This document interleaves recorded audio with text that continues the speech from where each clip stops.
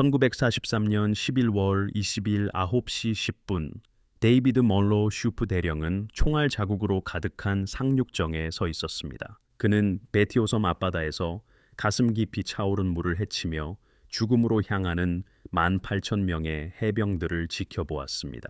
38살이었던 그는 불과 10일 전까지 작전 장교였습니다. 이때까지 전투에서 병사들을 지휘한 경험은 전혀 없었습니다. 일본군 기관총은 분당 600발의 속도로 석호를 휩쓸었습니다. 시체들이 그의 배 옆을 떠다녔습니다.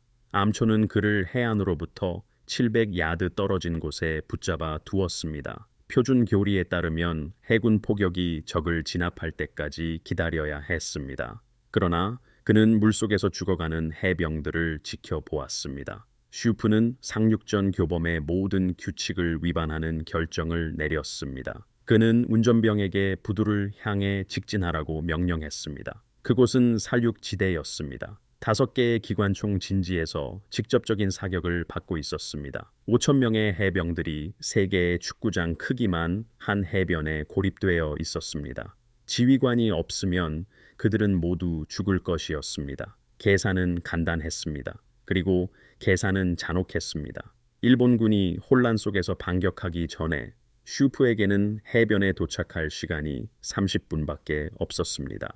시바사키 게이지 해군 소장은 자신감을 가질 만했습니다. 그는 8개월 동안 베티오섬을 군사 공병들이 태평양에서 가장 요새화된 환초라고 부르는 곳으로 만들었습니다. 그곳에는 500개의 방어 진지가 있었습니다. 코코넛 통나무와 싱가포르에서 가져온 강철판으로 강화된 콘크리트 토치카도 있었습니다. 영국으로부터 빼앗은 8인치 해군포 내 문과 25문의 야포, 그리고 경전차 14대가 배치되었습니다. 수많은 기관총 진지는 상호 연결된 사격 구역을 갖추고 있었습니다. 섬 전체를 따라 4피트 높이의 방벽도 건설되었습니다. 철조망, 지뢰, 대전차 장애물 등도 있었습니다. 이 모든 것이 뉴욕 센트럴 파크와 거의 같은 291에이커의 작은 땅에 밀집되어 있었습니다.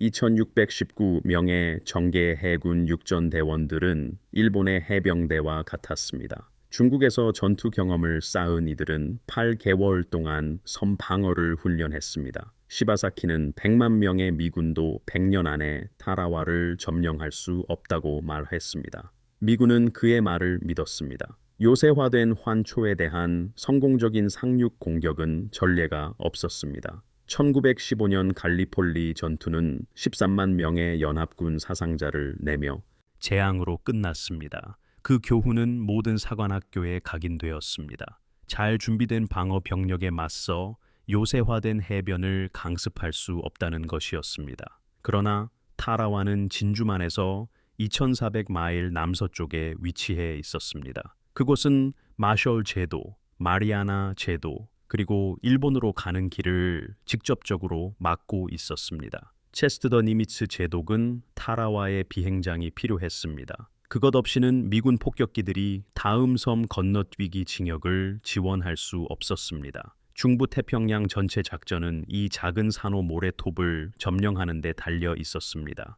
제2해병사단이 이 임무를 맡았습니다. 18,000명의 병력이었습니다. 대부분은 과달카날에서 싸웠는데 그곳에서는 초기 상륙에 저항이 없었습니다. 하지만 이번은 달랐습니다. 줄리안 스미스 소장이 지휘했습니다. 그의 정보 장교들은 500개의 방어 진지를 파악했습니다. 그들은 계산했습니다. 해병대 1개의 대대가 최적의 조건에서 시간당 50개의 진지를 제압할 수 있었습니다. 500개의 진지를 무력화하려면 최소 10시간이 필요했습니다. 그러나 해병들은 해변에 고립될 것이었습니다. 그들이 볼 수 없는 진지에서 쏟아지는 사격을 받으면서였습니다. 어떤 부대도 감당할 수 없는 속도로 사상자가 발생할 것이었습니다. 해군은 이 문제를 해결하겠다고 약속했습니다. 하워드 킹먼 제독은 기동부대 53을 지휘했습니다. 여기에는 3척의 전함, 5척의 순양함, 9척의 구축함, 그리고 3척의 항공모함이 포함되었습니다. 이는 상륙 공격을 위해 지금까지 집결된 것보다 더 많은 화력이었습니다. 킹만은 기자들에게 베티오를 단순히 파괴하는 것이 아니라 완전히 지워버릴 것이라고 말했습니다. 포격 계획에는 3,000톤의 해군 포탄이 필요했습니다. 앨리스 제도에서 온 B-24 폭격기들이 먼저 공격할 예정이었습니다. 이어서 항공모함 함재기들이 공격했습니다. 그 후 전함들은 3시간 동안 쉬지 않고 사격했습니다. 16인치와 14인치 함포가 근거리에서 발사되었습니다. 군사 기획자들은 3시간의 포격 후 방어 진지의 90%가 파괴될 것이라고 계산했습니다. 해병들은 상륙 중 보통 수준의 저항에 직면할 것이라는 예측이었습니다. 누군가는 나머지 10%에 대해서도 물어봤어야 했습니다. 1943년 11월 19일 1800시 침공 함대의 기함은 USS 메릴랜드였습니다. 데이비드 슈프 대령은 최종 지휘관 회의에 참석했습니다. 10일 전까지 그는 사단의 작전, 장교를 맡은 중령이었습니다.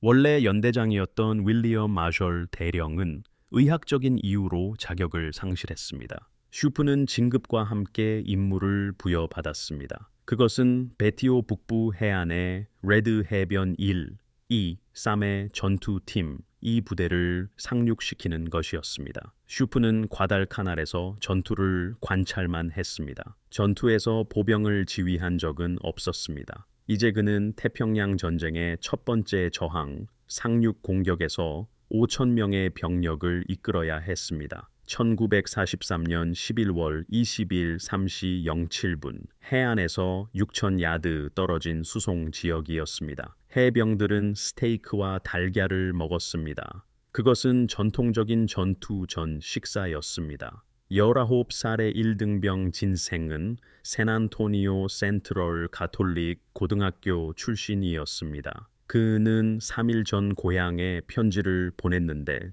어머니에게 걱정하지 말라며 이번 임무가 쉬울 것이라고 적었습니다. 22살의 선임 하사 윌리엄 보르드롱 역시 샌안토니오 센트럴 가톨릭 고등학교 출신이었습니다. 그는 강습 공병 소대에 소속되어 있었습니다. 그의 임무는 해병들이 내륙으로 진역할 수 있도록 방벽의 구멍을 뚫는 것이었습니다. 그는 직접 폭파 장약을 만들어 방수 캔버스에 조심스럽게 쌓아두었습니다.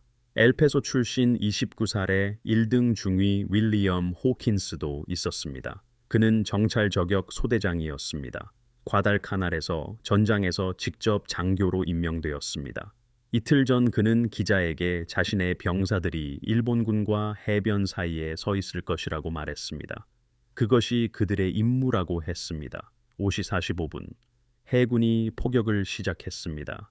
전함 메릴랜드의 16인치 함포가 굉음을 냈습니다. 포탄들은 화물 열차처럼 머리 위를 찢어지는 소리를 내며 날아갔습니다. 수송선의 해병들은 환호했습니다. 그들은 베티오가 연기와 불기둥 아래로 사라지는 것을 보았습니다. 3시간 동안 포격이 쉬지 않고 이어졌습니다. 함대의 모든 함포가 최대 속도로 발사되었습니다.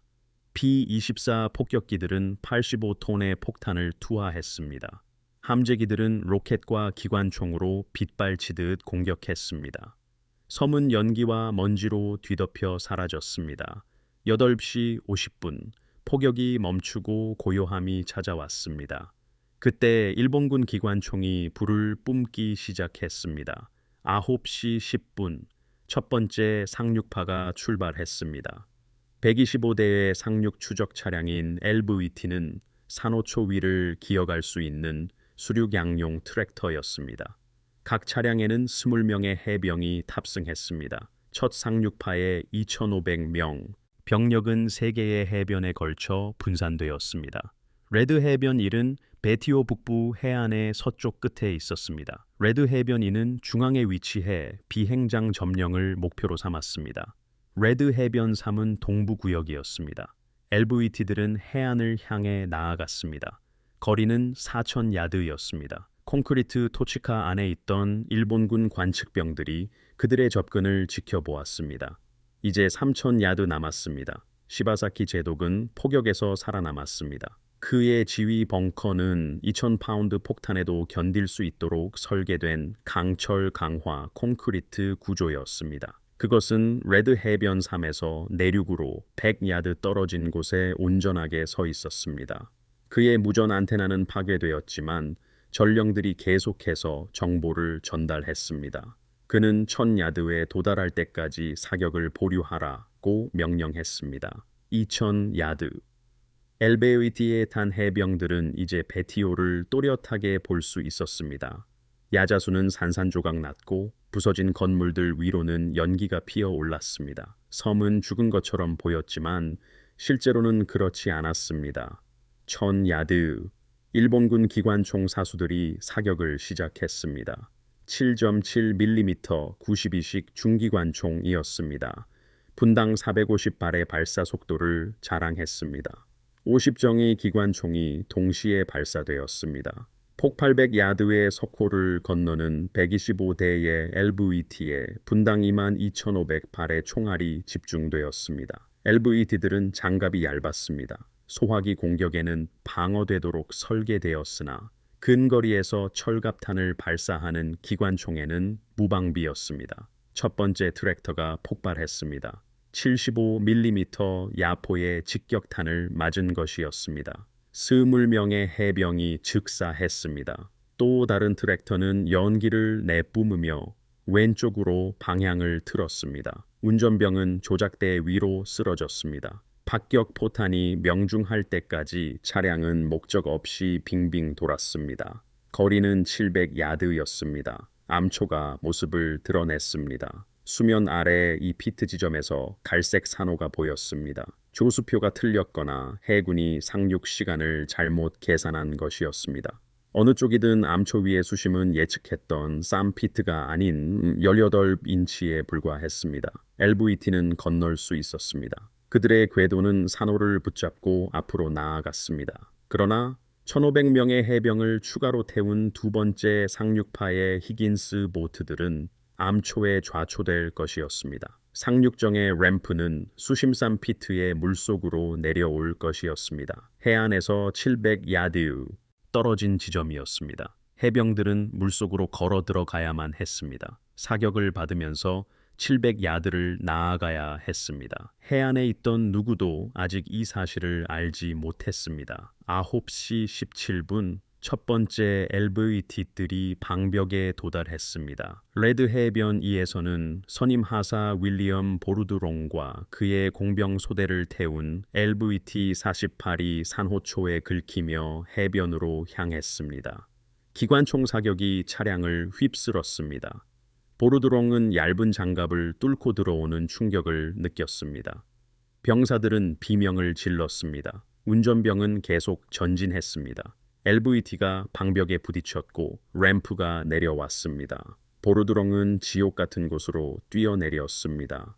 내륙 50야드 지점에 일본군 기관총 진지들이 사격을 시작했습니다. 보르드롱의 소대는 방벽 뒤로 흩어졌습니다. 그는 주위를 둘러보았습니다. 그의 LVT에서 살아남은 병사는 3명뿐이었습니다.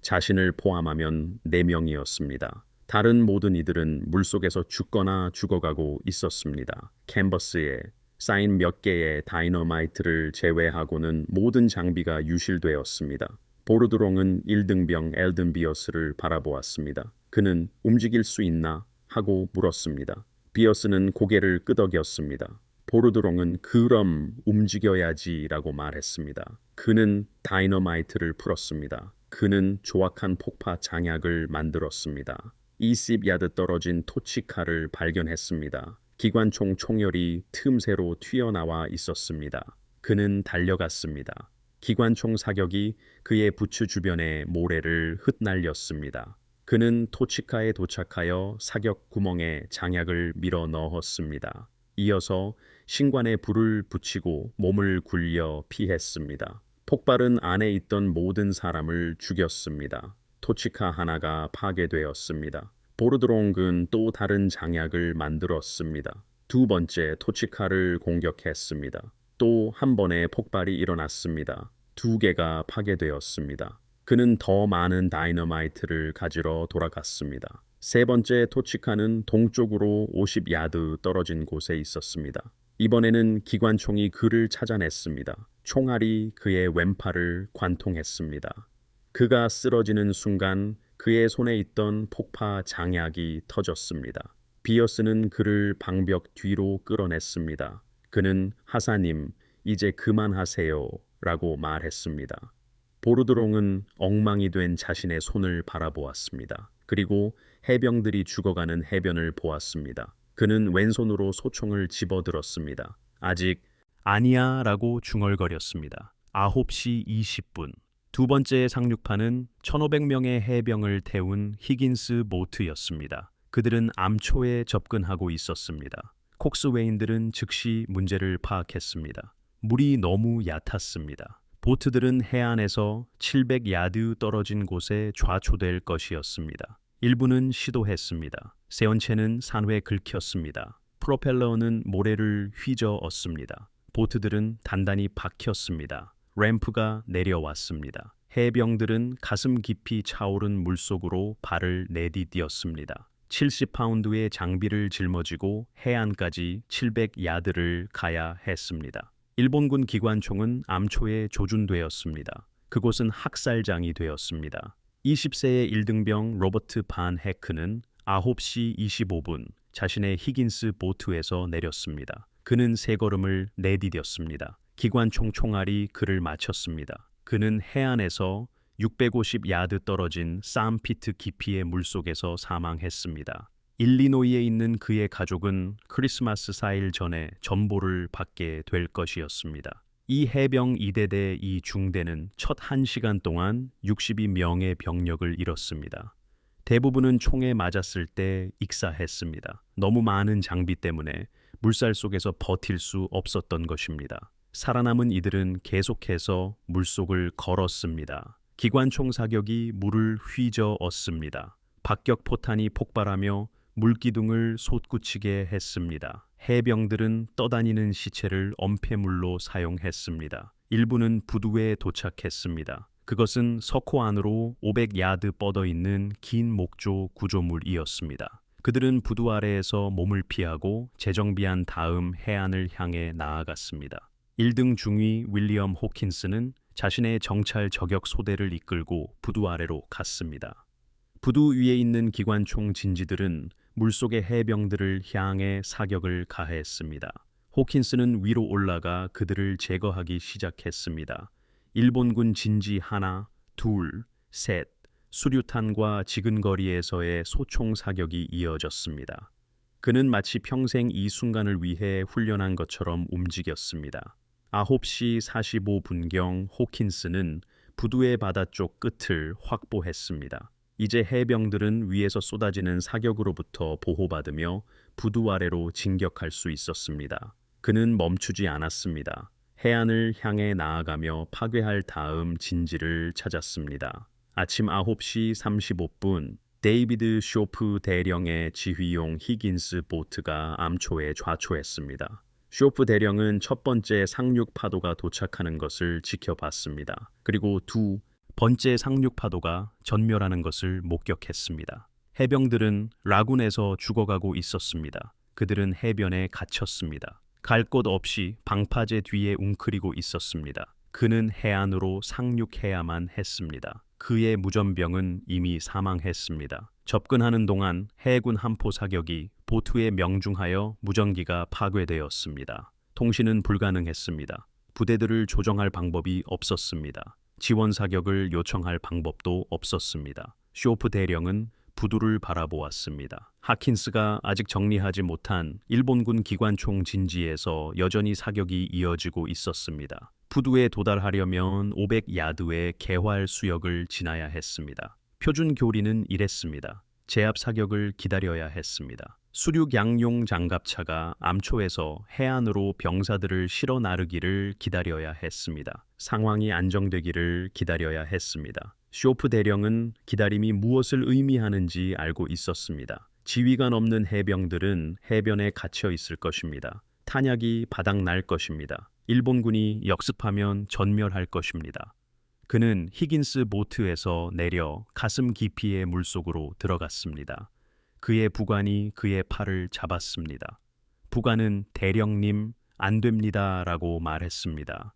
쇼프 대령은 뿌리쳤습니다. 그는 지휘관 없이 연대는 전멸할 것이다라고 말했습니다. 그는 부두를 향해 걸어가기 시작했습니다. 톰슨 기관단 총을 머리 위로 들고 이동했습니다. 그의 참모들이 뒤따랐습니다. 일본군 기관총 사격이 즉시 그들을 덮쳤습니다. 쇼프 대령은 무언가가 왼쪽 다리에 부딪히는 것을 느꼈습니다. 그는 계속 걸었습니다. 물은 그의 부츠를 끌어당겼습니다. 한 걸음 한 걸음이 영원처럼 느껴졌습니다. 포탄 하나가 20피트 떨어진 곳에서 폭발했습니다. 폭발 충격으로 그는 물속으로 쓰러졌습니다. 그는 숨을 헐떡이며 물 밖으로 나왔고 귀에서는 이명이 울렸습니다. 그의 다리는 더 이상 체중을 지탱할 수 없었습니다. 그는 한 걸음씩 다리를 끌며 앞으로 나아갔습니다. 부두까지는 200야드였습니다. 150야드였습니다. 기관총 난사가 그의 얼굴에서 6인치 떨어진 곳에 물을 튀겼습니다. 그는 움찔했지만 계속 움직였습니다. 100야드, 50야드. 시오프 대령은 부두의 지지대를 붙잡고 몸을 숨겼습니다. 그는 뒤를 돌아보았습니다. 3명의 참모만 그와 함께 있었습니다. 다른 모든 이들은 사망하거나 실종되었습니다. 그의 다리는 찢어진 바지 사이로 피를 흘리고 있었습니다. 상처는 심각해 보였습니다. 통증은 더욱 심했습니다. 쇼프 대령은 부두 지지대를 엄폐물 삼아 해안으로 나아갔습니다. 한 걸음마다 다리에 통증이 치솟았습니다. 아침 9시 55분. 그는 레드비치 두 번째 지점에 도착했습니다. 레드비치 두 번째 지점, 오전 10시, 해안 교두보는 폭 200야드, 깊이 50야드였습니다. 쇼프 대령은 대략 300명의 해병들이 살아남아 싸울 수 있다고 파악했습니다. 레드비치 첫 번째 지점과 세 번째 지점에는 400명 정도가 흩어져 있었습니다. 이들은 잘 준비된 진지에 배치된 4,500명의 일본군 방어 병력에 맞서 싸워야 했습니다. 방파제가 그들을 꼼짝 못하게 했습니다. 높이는 4피트였습니다. 코코넛 통나무들이 강철 케이블로 묶여 있었습니다. 이것은 정확히 공격자들이 해변에서 움직이지 못하게 하고 살상 구역을 만들기 위해 설계되었습니다. 방파제 너머에는 철조망과 대전차 방벽, 50야드마다 교차 사격이 가능한 기관총 진지가 있었습니다. 해병들은 수류탄과 소총, 그리고 투지를 가지고 있었습니다. 중화기는 없었습니다. 엄폐호들을 제압할 방법이 없었습니다.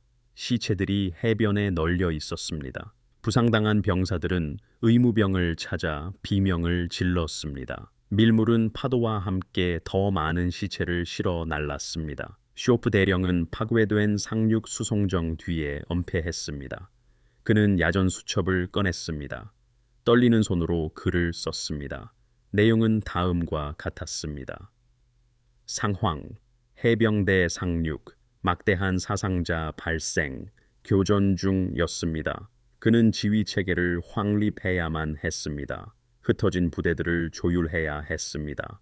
엄폐호들에 대한 해군 함포 사격을 요청해야 했습니다. 그러나 그의 무정의는 작동하지 않았습니다. 첫 상륙 파도의 모든 지휘 무정의는 파괴되거나 물에 잠겼습니다. 오전 10시 15분, 전령 한 명이 쇼프 대령을 찾았습니다. 미 해병 두 번째, 사단 8번째 연대의 짐 크로우 소령이 2개 소총 중대를 이끌고 레드비치 세 번째 지점에 상륙했습니다. 그는 명령을 요청했습니다. 쇼프 대령은 쪽지를 갈겨 썼습니다. 내용은 내륙으로 진격하여 비행장을 점령하라. 30분 안에 그곳에 도착하겠다 였습니다. 그는 그곳에 도착하지 못했습니다. 일본군 포탄 하나가 10피트 떨어진 곳에서 폭발했습니다. 파편이 이미 부상당한 쇼프 대령의 다리를 찢었습니다.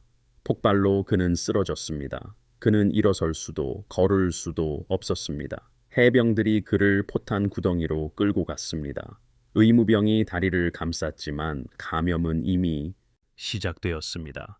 열대 지방의 더위와 오염된 라군물로 인해 몇 시간 안에 상처는 폐혈증으로 변했습니다.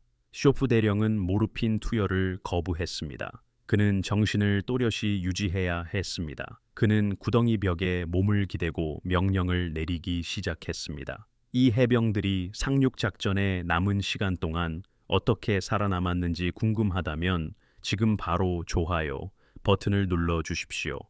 그 다음 60시간 동안 일어난 일은 상륙전의 역사를 영원히 바꾸어 놓을 것이기 때문입니다.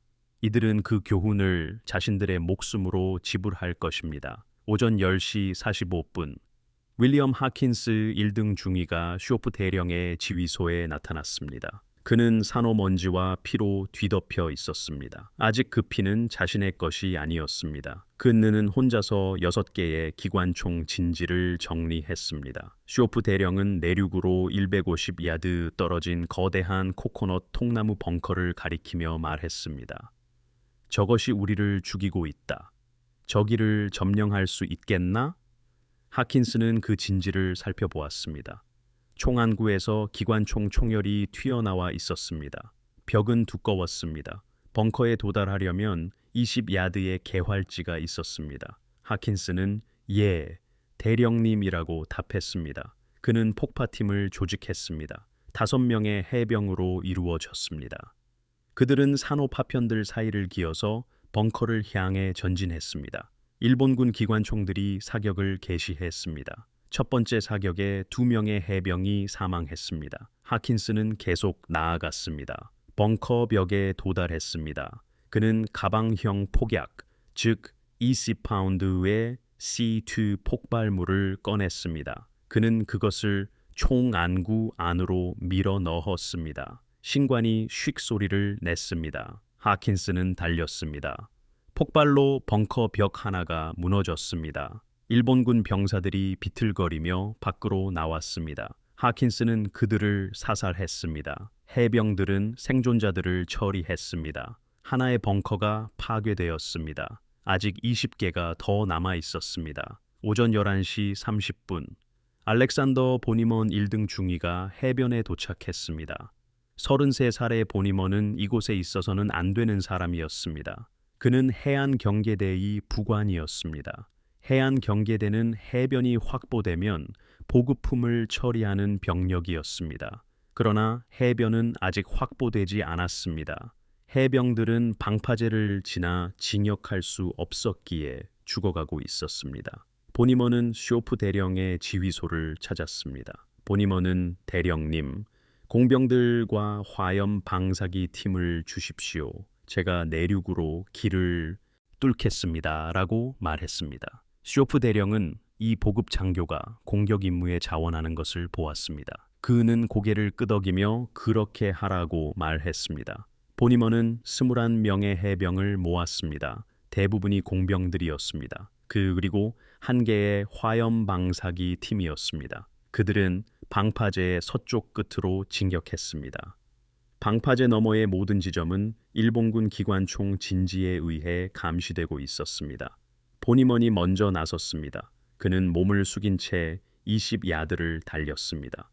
부서진 야자수 통나무 덤이 뒤로 몸을 숨겼습니다. 그의 머리 위로 기관총 사격이 통나무를 갈기갈기 찢었습니다. 그의 공병들이 뒤따랐습니다. 1명씩 전진했습니다. 2명은 도달하지 못했습니다. 보니먼은 50피트 앞에 엄폐호를 가리켰습니다. 화염 방사기 팀이 앞으로 나섰습니다. 화염 방사기 조작병이 일어서서 한 차례 불을 뿜었습니다. 액체 불꽃이 50피트를 가로질러 엄폐호 입구에 튀었습니다. 일본군 병사들이 불에 타면서 뛰쳐나왔습니다. 해병들은 그들을 사살했습니다. 보니먼은 내륙으로 진격했습니다. 또 다른 엄폐호가 나타났습니다. 다시 불꽃이 뿜어져 나왔습니다. 그들은 15분 만에 30야드를 진격했습니다. 매 야드마다 피가 흘렀습니다. 전고 12시까지 보니먼의 팀은 방어선의 틈을 만들었습니다. 해병들은 그 틈을 통해 밀려들어 내륙으로 퍼져나가 비행장을 향해 진격했습니다. 전세는 서서히 바뀌고 있었습니다. 많은 시체로 얻어낸 변화였습니다. 1943년 11월 20일 저녁 6시 해가 지고 있었습니다. 쇼프 대령은 상륙한 지 9시간이 지났습니다. 그의 다리 상처는 이미 궤저로 변했습니다. 그는 걸을 수 없었습니다. 도움 없이는 서 있을 수도 없었습니다. 그러나 그는 후송을 거부했습니다. 미 해병 두 번째 사단은 베티오 섬에 대략 5천 명의 병력을 상륙시켰습니다. 그중 1,500명이 사상자였습니다. 나머지 병력은 가장 넓은 지점에서 300야드 폭의 교두보를 사수하고 있었습니다. 쇼프 대령은 손전등 불빛 아래 전황 보고서를 작성했습니다. 보고서에는 사상자, 만흠, 적 저항, 강력, 전투 효율, 우리는 이기고 있다고 적혀 있었습니다. 그 마지막 문장은 순수한 투지였습니다. 실제 수치는 그렇지 않았습니다. 그러나 오후 2시 이후로 상황이 바뀌기 시작했습니다. 밀물이 마침내 들어왔습니다. 이제 히긴스 보트들은 암초 위를 지나갈 수 있었습니다. 증원군과 탄약, 물, 그리고 결정적으로 셔먼 탱크들이 해변에 도착하기 시작했습니다. 6대의 탱크가 상륙했습니다. 2대는 즉시 포탄 구덩이에 빠져 움직이지 못했습니다. 그러나 4대의 탱크는 내륙으로 진격하여 하루 종일 해병들을 묶어두었던 엄폐호들을 75mm 주포로 파괴했습니다. 갑자기 일본군의 방어 체계가 무너지기 시작했습니다. 하루 종일 버티던 진지들이 근거리 탱크 사격에 함락되었습니다. 해가 질 무렵 해병들은 해변 서쪽 500야드를 장악했고 여러 지점에서 내륙으로 150야드 진격했습니다. 그들은 베티오 비행장의 유도로에 도달했습니다. 그러나 시바사키는 여전히 4,000명의 병력을 보유하고 있었습니다. 여전히 섬의 90%를 통제하고 있었습니다. 며칠이 걸릴 교차 방어 진지들도 여전히 남아 있었습니다. 그리고 밤이 찾아오고 있었습니다. 과달카날에서 싸웠던 해병들은 그것이 무엇을 의미하는지 알고 있었습니다. 일본군은 밤에 공격했습니다. 반자의 돌격이었습니다.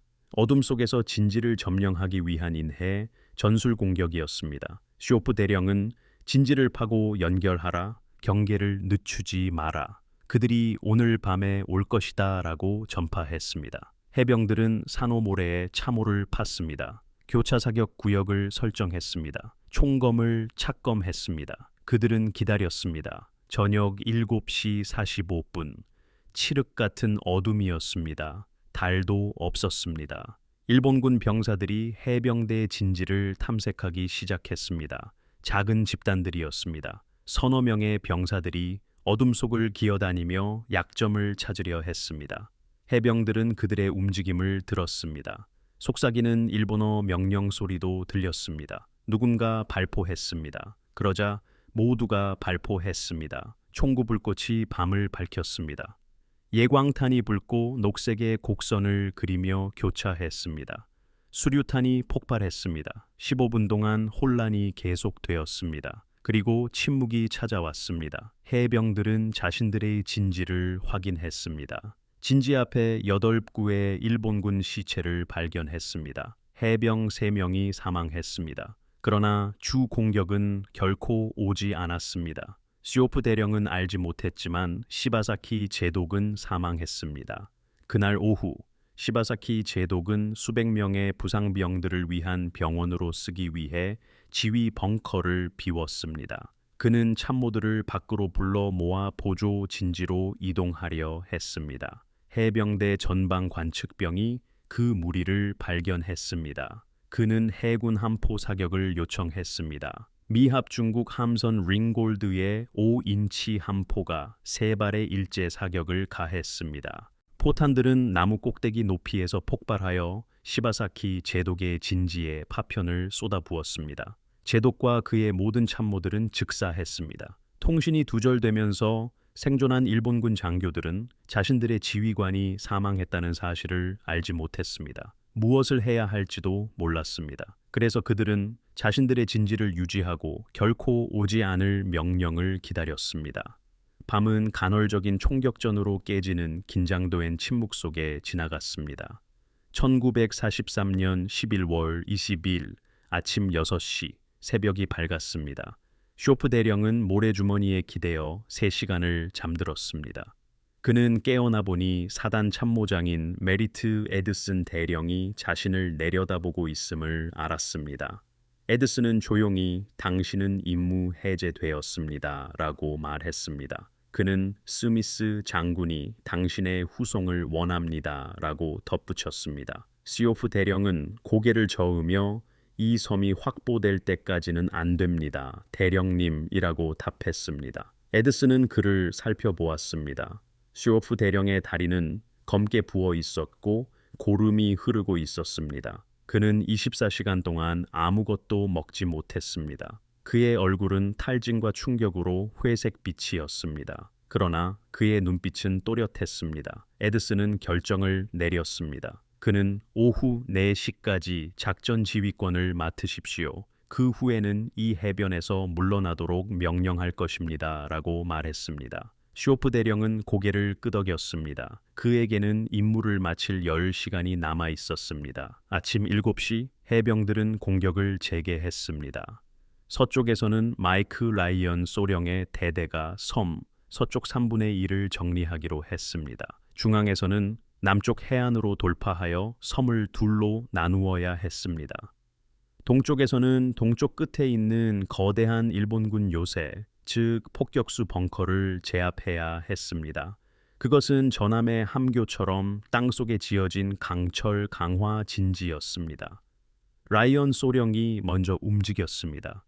그의 해병들은 어제 서쪽 해변에서 약한 방어선을 발견했습니다. 그는 남쪽으로 진격한 다음 남쪽 해안을 따라 동쪽으로 방향을 틀었습니다. 일본군의 저항은 무너졌습니다. 해병들은 2시간 만에 400야드를 진격했습니다. 그러나 중앙에서는 진격 속도가 야드 단위로 측정되었습니다. 각 엄폐호는 잔혹한 동일한 절차를 요구했습니다. 소총 사격으로 제압하고 예언패하며 전진하고 총안구를 통해 수류탄을 던지거나 환기구를 통해 휘발유를 붓고 나오는 적들을 모두 사살하는 것이었습니다. 윌리엄 하킨스 1등 중위는 공격팀을 이끌고 한 진지에서 다음 진지로 이동했습니다. 아침 8시 30분 그는 5정의 일본군 기관총으로 요새화된 진지를 직접 공격했습니다. 맹렬한 사격 속에서도 그는 앞으로 기어갔습니다. 총안구를 통해 소총을 근거리에서 발사했습니다. 이어서 수류탄을 투척했습니다. 안에 있던 모든 적들을 사살했습니다. 그는 이미 2번 총상을 입었습니다. 경미한 상처였습니다. 그는 후송을 거부했습니다. 심지어 상처를 치료하는 것도 거부했습니다. 아침 9시 15분 하킨스는 또 다른 엄폐호를 공격했습니다. 이번에는 일본군 기관총 사격이 그를 마치었습니다. 총알이 그의 가슴을 뚫었습니다. 그는 계속 싸웠습니다. 다음 1시간 동안 그는 3개의 엄폐호를 더 파괴했습니다. 피를 흘리고 있었습니다. 겨우 서 있을 수 있는 상태였습니다. 오전 10시 30분 일본군 박격 포탄이 5피트 떨어진 곳에 떨어졌습니다. 윌리엄 하킨스 하사는 텍사스주 엘파에소에서 7,000마일 떨어진 산호 해변에서 사망했습니다. 그의 어머니는 9달 뒤 루스벨트 대통령으로부터 명예 훈장을 받았습니다. 그날 쇼프 대령의 병사들이 점령한 비행장은 하킨스 비행장으로 이름이 변경될 것입니다. 동쪽 거점은 남아 있었습니다. 폭격수 벙커였습니다. 1등 중위 알렉산더 보니먼은 26시간 연속으로 싸우고 있었습니다. 그는 전날 12개의 토치카를 소탕했습니다. 이날 아침 그는 다시 공병들을 이끌고 전진했습니다. 철조망을 폭파하여 틈을 만들고 급조 폭탄으로 기관총 진지를 파괴했습니다. 11시 정각 그는 거대한 벙커 앞에 섰습니다. 강철로 보강된 콘크리트 구조물이었습니다. 길이는 약 36m였습니다. 높이는 약 3m였습니다. 지붕은 모래로 덮여 있었고 폭탄을 튕겨내도록 경사져 있었습니다. 안에는 약 150명의 일본군 병사들이 있었습니다. 이것은 토치카가 아니었습니다. 이것은 요새였습니다. 보니먼은 공격팀을 소집했습니다. 21명의 해병대원이었습니다. 그들은 화염 방사기, 폭파 장비, 그리고 수류탄으로 무장했습니다. 그는 우리가 저 벙커를 점령할 것입니다. 라고 말했습니다. 그는 또한 누가 나와 함께 할 것인가요? 라고 물었습니다. 21명 모두 손을 들었습니다. 그들은 탁 트인 지형을 가로질러 전진했습니다. 일본군 기관총이 벙커 내부와 지원 진지에서 불을 뿜었습니다. 처음 30초 만에 4명의 해병대원이 사망했습니다. 보니머는 계속 나아갔습니다. 그는 벙커의 기지에 도달했습니다. 그의 폭파팀은 양쪽 입구에 폭약을 설치했습니다. 폭발로 인해 입구 터널이 무너졌습니다. 그때 보니머는 아무도 예상치 못한 행동을 했습니다. 그는 벙커 위로 기어 올라갔습니다. 그의 화염 방사기 팀도 뒤따랐습니다. 그들은 환기구 아래로 화염을 쏟아부었습니다. 일본군 병사들은 구조물의 틈새를 통해 허둥지둥 기어 나왔습니다. 해병대원들이 그들을 사살했습니다. 15분 만에 100명이 넘는 병사들이 죽었습니다. 보니머는 벙커 위에서 팀을 지휘하며 완전히 노출되어 있었습니다. 일본군 병사들이 그 진지로 돌격했습니다. 보니머는 소총으로 3명을 사살했습니다. 그러다 기관총의 일제 사격을 맞았습니다. 그는 치명적인 부상을 입고 쓰러졌습니다. 그러나 벙커는 점령되었습니다. 돌파는 완료되었습니다. 해병대원들은 그 틈을 통해 쏟아져 들어갔습니다. 일본군의 방어선은 산산조각 났습니다. 14시 정각까지 제2해병사단은 베티오의 3분의 1을 장악했습니다. 1943년 11월 22일 22시 00분이었습니다. 베티오의 마지막 조직적인 일본군 저항 세력은 도쿄에 최종 메시지를 준비했습니다. 그들은 우리의 무기는 파괴되었습니다. 이제부터 모두가 마지막 돌격을 시도할 것입니다. 일본이 만년 동안 존재하기를 바랍니다라고 전했습니다. 이 메시지는 무전을 통해 전송되었습니다. 그리고 침묵이 흘렀습니다. 시바사키 제독도 통신도 희망도 없이 남아있던 300명의 일본군 병사들은 죽음을 준비했습니다. 11월 23일 새벽 3시 00분이었습니다. 반자이 돌격이 시작되었습니다. 300명의 병사들이었습니다. 그들은 소총, 수류탄, 총검으로 무장했습니다. 그들은 소리치며 어둠 속에서 해병대 진지를 향해 달려갔습니다. 이것은 전술이 아니었습니다. 이것은 명예로운 죽음이었습니다. 해병대원들이 총격을 가했습니다. 기관총, 소총, 수류탄이 발사되었습니다. 해상 함선에서 포병 사격이 요청되었습니다. 이 돌격은 바위에 부딪히는 파도처럼 해병대 방어선에 부딪혀 부서졌습니다. 하에 뜰 무렵 284구의 일본군 시신이 해병대 진지 앞에 놓여 있었습니다. 9시 00분이었습니다. 해병대원들은 징역을 재개했습니다. 베티오 동부였습니다.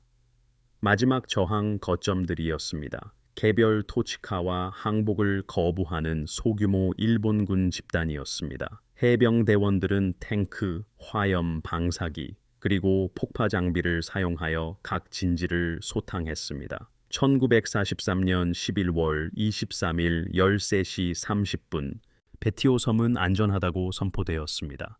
첫 상륙 파도가 상륙한 지 76시간 만이었습니다. 타라와 전투의 최종 사상자입니다. 미군은 사망자 해병대 1,009명, 부상자 해병대 2,101명, 사망자 해군 30명, 부상자 해군 59명이었습니다. 총 미군 사상자는 76시간 동안 3,199명이었습니다. 일본군은 4,690명이 사망하여 거의 전 병력이었습니다. 포로는 일본군 병사 17명과 한국인 노동자 129명이었습니다.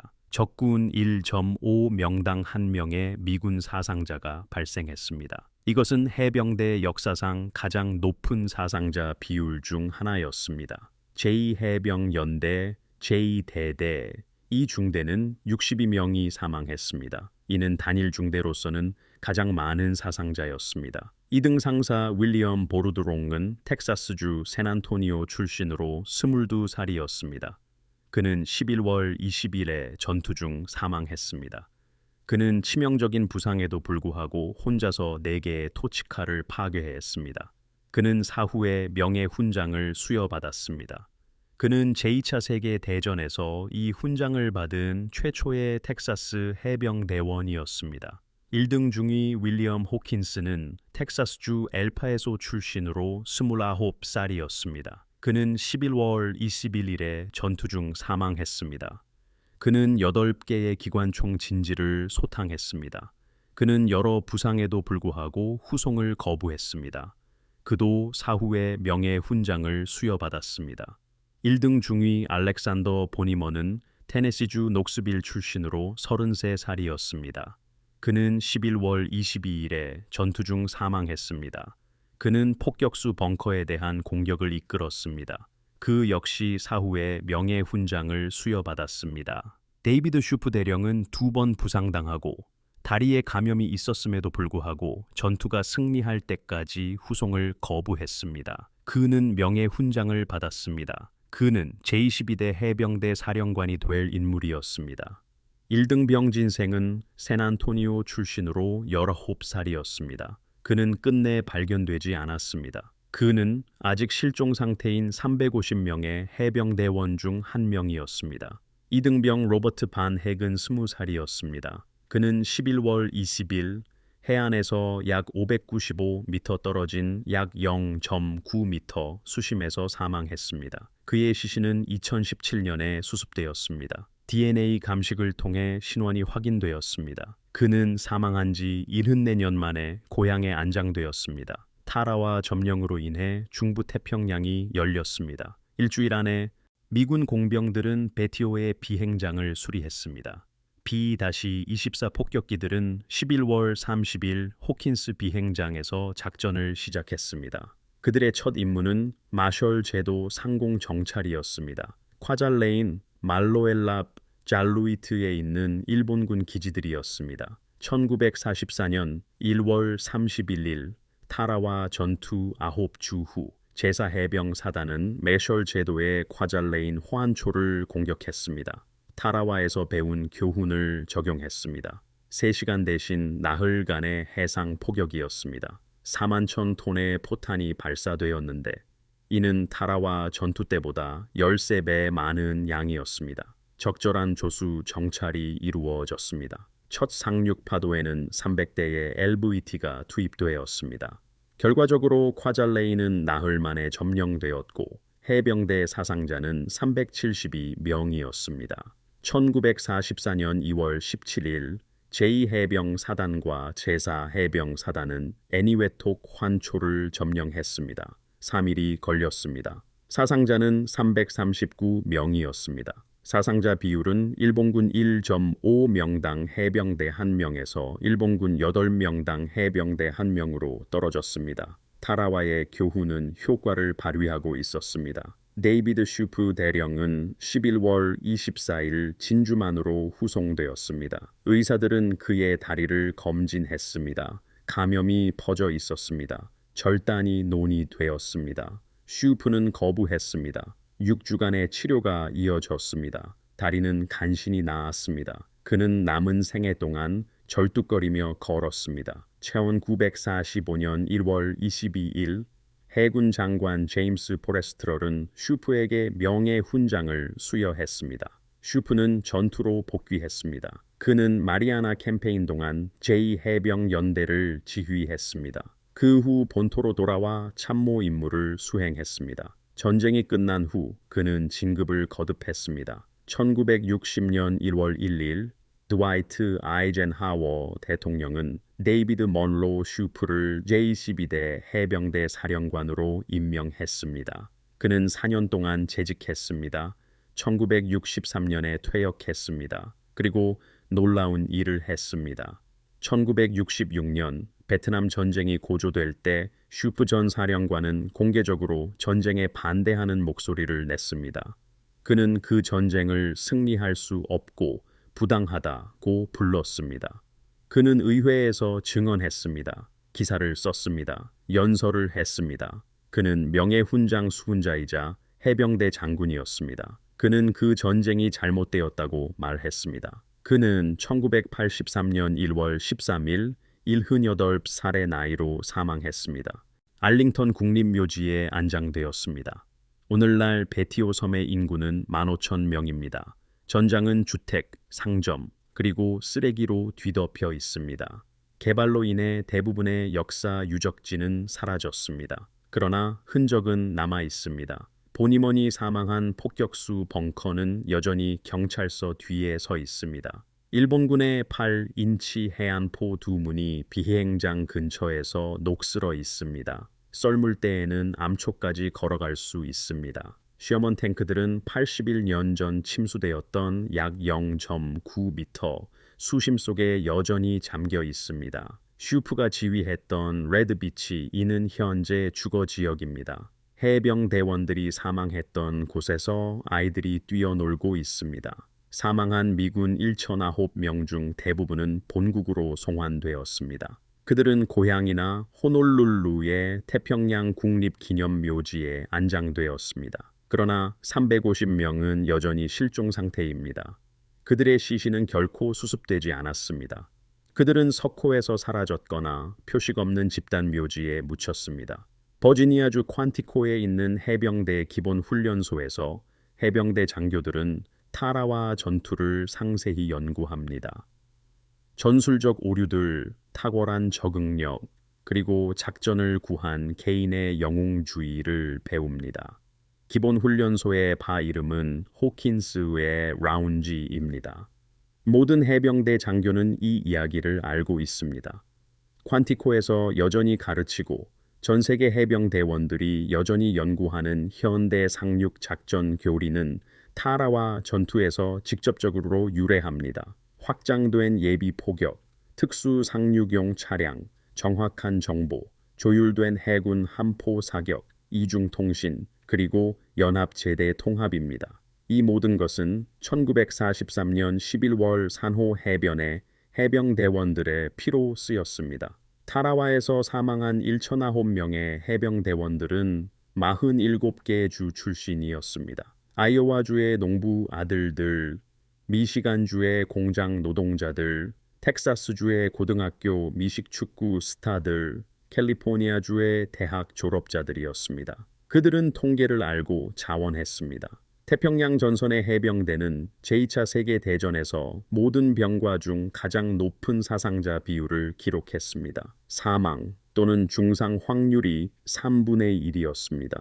그들은 그럼에도 불구하고 복무했습니다. 이들은 단순한 통계가 아니었습니다. 이들은 사람이었습니다. 그들에게는 가족이 있었습니다. 고향도 있었고 꿈도 있었습니다. 좋아하는 노래도 있었고 친구들과의 은밀한 농담도 있었습니다. 써야 할 편지들도 있었습니다.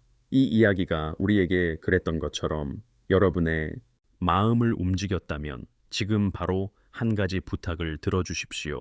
좋아요 버튼을 눌러주세요. 좋아요 하나하나가 이 이야기를 들어야 할 더 많은 사람들에게 보여주도록 유튜브에 알리는 역할을 합니다. 구독하고 알림을 켜십시오.